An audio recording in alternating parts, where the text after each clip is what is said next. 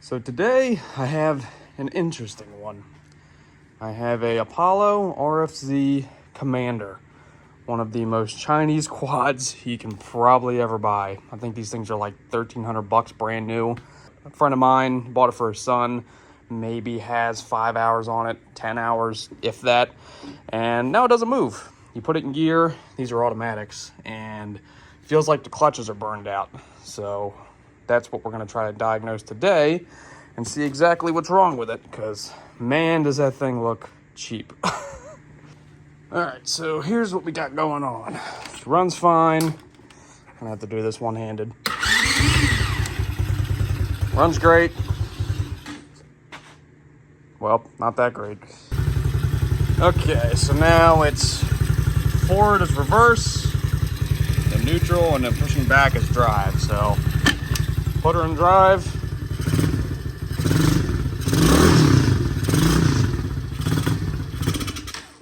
It barely wants to move. So I'm thinking, and what a buddy of mine thinks, is that his son likes to stand up a lot when he's driving. So I was like, well, back brakes on these things being brand new, this is a very firm pedal. We're thinking that his son, can't see if that's it's pretty glazed over, and it's got barely any hours on it. And we think he was standing on this, having his foot sit here and riding on the rear brake. And these clutches and these motors are so freaking cheap, it's crazy. And we think that the clutches in this are burned out. So I think what I'm gonna do is take off that foot brake, all this other cover stuff, and yank that side cover off and check the clutches, because these aren't too hard to get into. But yeah, these things are just as cheap as you can get. I mean, even a 150 is only like $1,500. And he said he's had nothing but problems with it. He took it to a dealer to get warranty work. They wouldn't even touch it, which is pretty crazy because they sell the dang things and they wouldn't even warranty it. They said that the clutch issue is not covered by warranty, but the warranty states front to back, anything breaks, it's fixable. So I think he just got screwed over, which sucks, but. So there's 10 bolts that hold on the footwell, just here, and then 2 on here. So to make it easier, I'm gonna take off the whole support. It's just 2 13mm bolts.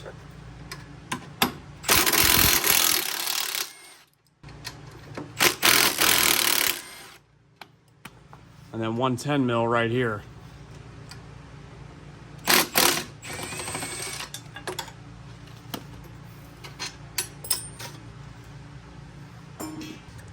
And then for the brake lever, this is a 6mm Allen key.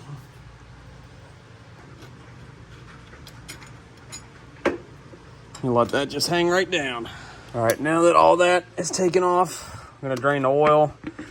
It's got a 18mm drain plug right here because the whole side casing for the clutch is all oil filled. So, all right, now that the oil's drained, there are 8mm bolts that go around the casing. Now, a lot of these, like, see, these are all different lengths, so make sure you remember which one goes where.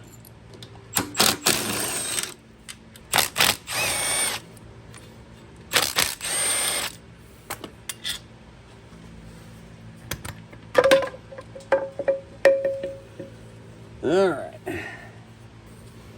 Look at all the clutch material in the bottom of this. All this sludge is all clutch, which is in here.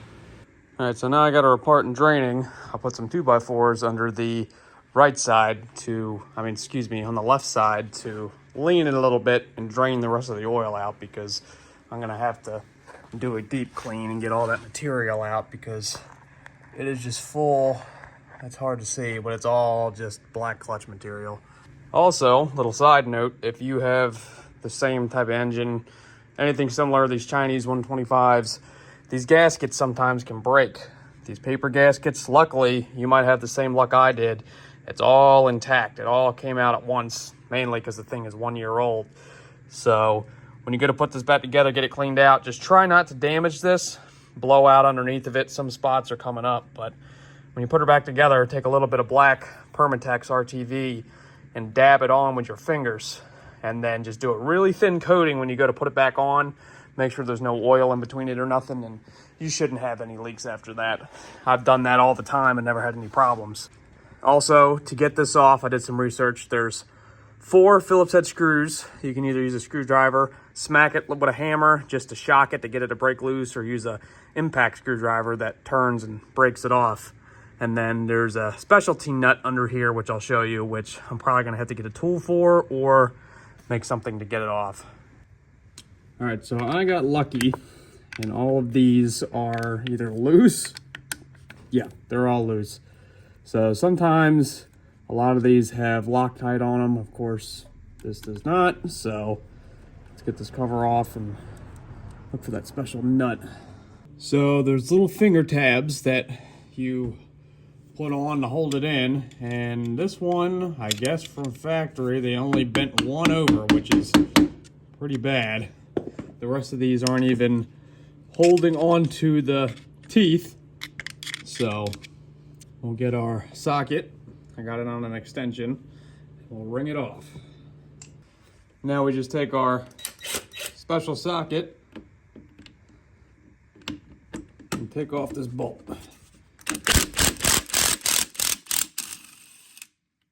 Easy as that.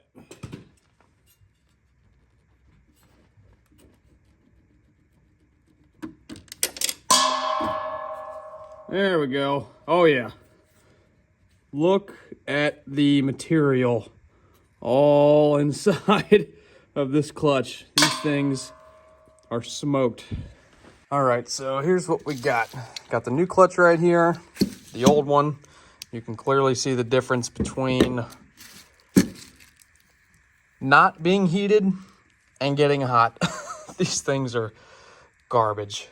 So I got this kit off Amazon. It's like 35 bucks, I think $40 in total for everything. It comes with all the parts you see here. Comes with all this stuff except the oil screen and your selector for neutral drive and reverse. Clean your oil screen out real good. Once we get it back together, I'll show you where it goes. And all we're gonna use is the new clutches, new lock bolt, the new gear, and the oil sleeve, and the locking tabs, screws, all that. Some of this stuff, like these rollers, the ones that are in this case are in good shape. Nothing wrong with them. I'm not even gonna touch them. So we'll get this thing thrown back together. I'll show you step by step. And there is 2 different clutches for these quads, for these engines, for these 125s, I should say. Quads are so many different Chinese quads, but the motors are usually all universally the same. There's a clutch pack that you'll see if you're ordering some that says 17 teeth. They're talking about the teeth on this gear. So this one, you can see the bevel's cut out where it's like, looks like it's ground down, but it's supposed to go just like this into the gear. This is an 18 tooth clutch. Most models are 17 tooth. That means this gear has the teeth go all the way down and it's one less tooth. So before you go ordering your clutches for your four-wheeler, get the old one out and make sure you're getting the right clutch pack. Because not many of these are automatics with 18 tooth. They're usually 17. The manual clutch packs are usually 18 tooth. So there's a weird mix in the middle where this is automatic with 18 teeth. Just make sure you count them before you order them. All right, so the first thing we're going to put on is the sleeve that goes over the crankshaft right here. So it shouldn't matter which way this goes on. I'm going to put the bigger holes towards the rear. Should fit just like that. Next we have our gear, our little planetary gear, and you want to make sure that the divots that go into the clutch face outward. So you slide it on like this, just like that. So the next thing we'll do is get the clutch pack put on. Should fall right into those teeth, just like that. Next thing you want to do is put on the retaining clip washer, and that should fall right into the teeth or the splines on the shaft. You'll get it to stop. Next we have a washer. It comes in the kit, and if you can see, this has a bevel to it. It's kind of like a bowl, and you want it to sit where the bevel is facing outward. Just like that. Then next we have the locking nut. This also has a bevel to it, if you can see. Make sure that the bubbled part, the rounded end, is facing out.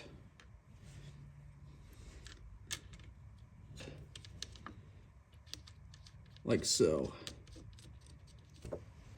So I could not find a proper torque spec online, so we're just gonna take the impact.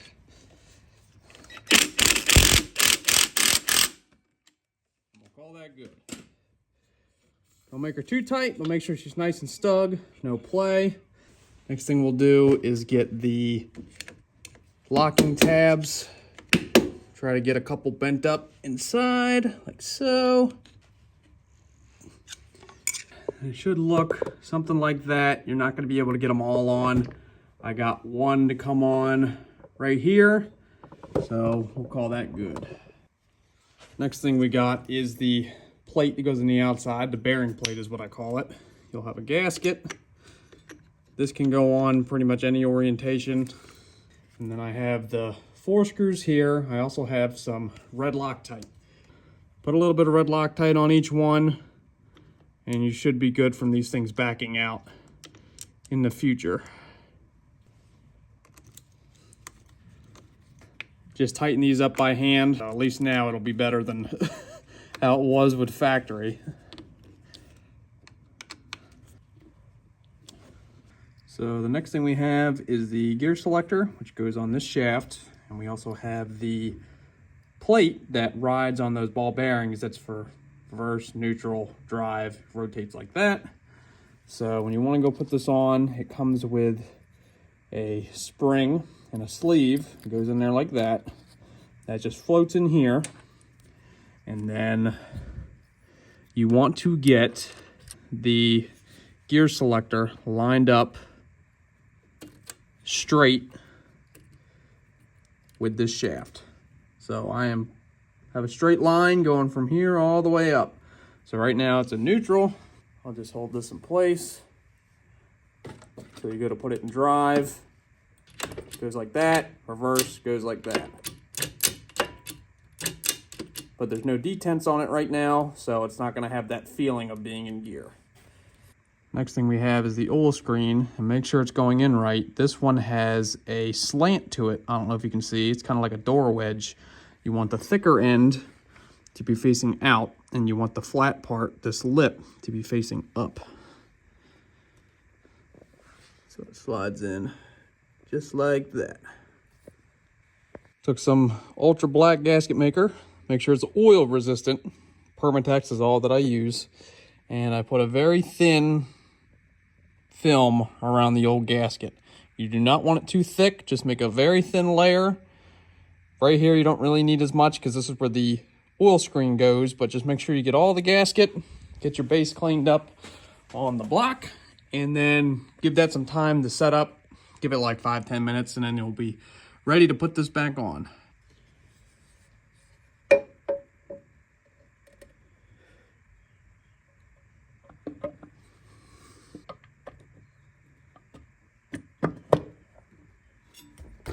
There we go. Just remember where all your bolts go. And then you can get this thing zing back together.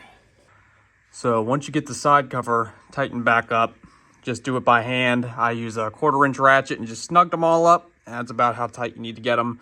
Torque specs on these, another thing hard to find because they're just such a cheap motor and there's not much information on these Apollos that I could find. So once this is tightened up, let's verify that everything is moving like it should. So let's verify we're in neutral. Let's push backwards for drive. Yep, it's at a neutral.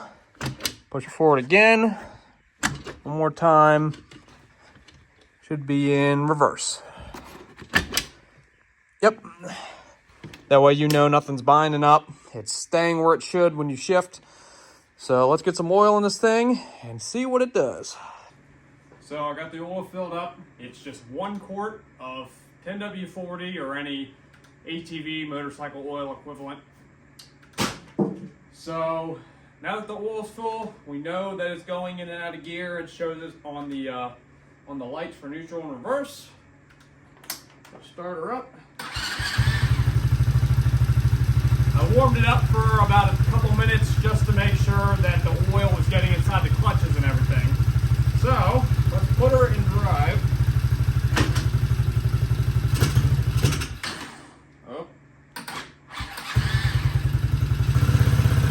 Oh, got movement. Put it in reverse. There we go. Neutral. Drive. Alright, well, safe to say that the clutches are working and nothing's binding up. It's going into gear fine. The battery on this thing is dead. It's been sitting for a couple months, so I'm going to charge it up and see if it's worth anything. But I'm going to adjust some of these controls back up so they're level, get it squared away, and we'll go take it for a test drive.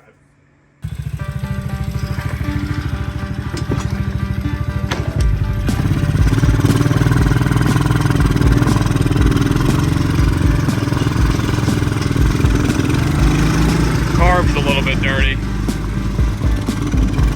Yeah, it keeps bogging down. It's moving now.